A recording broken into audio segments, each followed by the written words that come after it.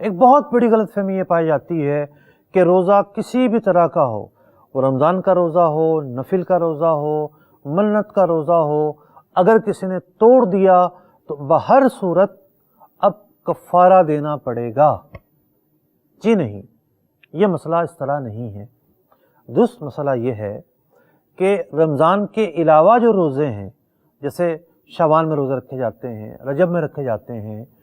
پیر کے دن روزہ رکھا جاتا ہے، جمعرات کے دن رکھا جاتا ہے، یا منت کا روزہ ہو، اگر وہ توڑ دیا جائے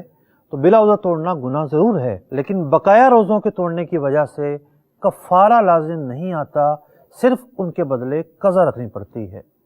جہاں تک بات ہے رمضان کے روزے کے توڑنے کی، تو رمضان کے روزوں کو توڑنے کے تعلق سے دو قسمیں بنتی ہیں۔ کچھ ایسے افعال ہیں اگر ان کے ذریعے روزہ توڑا جائے گا تو قضا کے ساتھ ساتھ کفارہ بھی ہوگا، اور کچھ ایسے افعال ہیں کہ ان کے ذریعے اگر روزہ توڑا جائے گا تو کفارہ تو نہیں ہوگا، صرف قضا رکھنی پڑے گی۔ اور اس طرح کے جو کام ہیں ان کو تفصیلی طور پر فیضان رمضان، بہار شریعت جیسی کتابوں کے اندر